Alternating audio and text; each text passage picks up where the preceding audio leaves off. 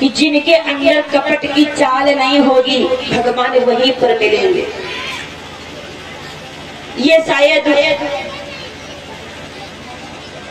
कब की बात है, एक बार दुर्वासा ऋषि दुर्योधन के घर में गए थे, दुर्योधन के यहाँ, और वहां जाकर के दुर्योधन के यहाँ जाकर के भगवान ने, दुर्वासा ऋषि ने चतुर्मासा का व्रत किया और दुर्योधन ने सेवा की। कहते हैं किसी की भी सेवा करो संत महात्मा की, किसी अतिथि की, तो कपट से सेवा नहीं करनी चाहिए।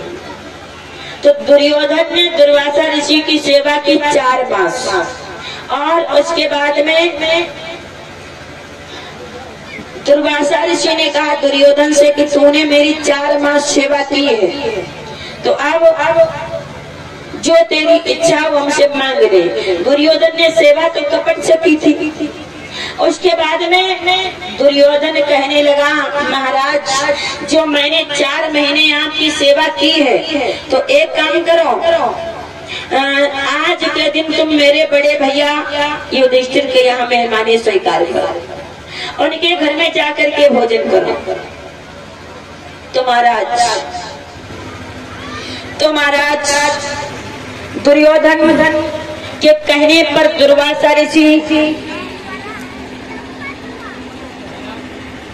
युधिष्ठिर जी के घर में गए, और वहां जब पहुंचे युधिष्ठिर के घर में, तो देखा द्रौपदी जी भी भोजन कर चुकी हैं, 5 पांडव भोजन कर चुके हैं, एक भैया कुंती भी भोजन कर चुके हैं। जब धर्मराज ने पूछा दुर्वासा ऋषियों से कि महाराज मेरे घर में आए हो, मेरे अहोभाग्य है, तो बताओ मैं आपकी सेवा क्या करूं? तो दुर्वासा ऋषि कहने लगे मैं आज भूखा आया हूँ तुम्हारे घर में मैं भोजन करना चाहता हूँ।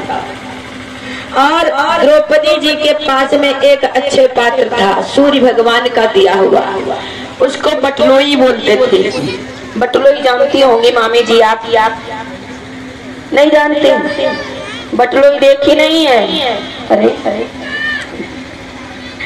बटलोई किसको कहते हैं? अब तो नहीं चलती है, पहले चलती थी बटुइया जिनको बोलते थे, उसी को बटलोई कहते हैं। बटलोई बटुइया के आकार की बटलोई थी, वो सूर्य भगवान ने दी थी, उसका नाम था अच्छे पात्र, और उसका कार्य था जब तक द्रौपदी जी भोजन नहीं कर लेती तब तक जितना भोजन जरूरत होता था उतना भोजन द्रौपदी जी को उसी बटलोई से अच्छे पात्र से प्राप्त हो जाता था।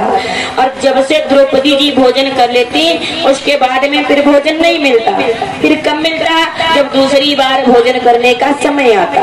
जैसे दोपहर को भोजन कर लिया तो शाम को संध्या को फिर उससे भोजन प्राप्त होता है। तो दुर्वासा ऋषि ने जब कहा कि मुझे भूख लगी है और तब तक मैं स्नान करने जा रहा हूँ, वापस आ रहा हूँ, मुझे भोजन तैयार करके दीजिए। द्रौपदी जी ने भोजन कर लिया था। महाराज अब द्रौपदी जी रोने लगी कि अगर मैंने दुर्वासा ऋषि को भोजन नहीं कराया तो क्रोधी है महात्मा और हमको और हमारे पतियों को श्राप दे देंगे, हम सभी वैसे हो जाएंगे। रो रही है द्रौपदी जी, आंगन में बैठी बैठी भगवान से कहती हैं सरकार, द्वारिकाधीश भगवान, आप अगर आए नहीं, इन महात्मा को भोजन नहीं कराया तो ये तो हम सबको भस्म कर देंगे। महाराज इधर द्वारिका में क्या होता है? द्वारिका में रुक्मिणी जी भोजन परोस करके लाई भगवान के लिए, कहने लगी सरकार भोजन का समय हो गया है इसलिए तुम भोजन कर लो। और उधर आंगन में बैठी द्रौपदी जी भगवान को बुलाती है, द्वारिकाधीश जल्दी से आ जाओ प्रभु, अगर आप नहीं आए तो ये क्रोधी महात्मा तो हम सबको श्राप दे देंगे। मेरे प्रभु सोच रहे मैं क्या करूं, हस्तिनापुर को जाऊं या भोजन करूं। और इधर भोजन की थाली पकड़ दी सरकार ने। तब तक फिर द्रौपदी जी ने आवाज दे दी सरकार कहाँ हो, जल्दी से आ जाओ, अरे महात्मा तो आने ही वाले हैं। महाराज भगवान ने थाली रख दी, द्रौपदी जी भगवान ने थाली रख दी। रुक्मिणी जी कहने लगी क्यों सरकार भोजन क्यों नहीं कर रहे, भोजन करो ना। भगवान बोले फुर्सत नहीं है, क्यों? क्योंकि मेरा भक्त मेरी बहन बुला रही है। मेरे सरकार द्वारिका से चल रही है और इधर द्रौपदी जी भगवान को हाथ जोड़ करके बुला रही है। कहाँ हो भगवान, जल्दी से आ जाओ सरकार, देर हो रही है, महात्मा जी आ जाएंगे, मुझे श्राप दे देंगे। द्वारिकाधीश भगवान प्रकट हो गए आंगन में और द्रौपदी जी से कहने लगे, क्यों द्रौपदी, तूने मुझे क्यों बुलाया है? तो द्रौपदी जी ने कहा कि प्रभु, दुर्वासा ऋषि अपनी शिष्य मंडली के साथ में आए हैं, उनको भोजन कराना है और भोजन मेरे घर में है नहीं, तो आप व्यवस्था करवा दो। तो उसी समय भगवान कहने लगे, देख रुक्मिणी, देख द्रौपदी, मैं भूखा आया हूँ, इसलिए पहले मेरे भोजन की व्यवस्था कर दो, बाद का तो मैं सब संभाल लूंगा। द्रौपदी जी कहने लगी, प्रभु अभी कमी थी, हरे दुर्वासा ऋषि शिष्य मंडली के साथ में भूखे पड़े और तुम भी वहाँ से भूखे आ गए। भोजन होता ये तो तुम्हें क्यों बुलाती मैं?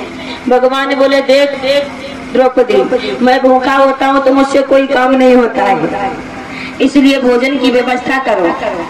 द्रौपदी जी बोली, सरकार मजाक मत करो, भोजन नहीं है। भगवान बोले, जब भोजन बनाती हो तो भोजन करने से पहले मुझे भोग लगाती हो, तो वही भोजन रखा होगा, मुझे दे दो।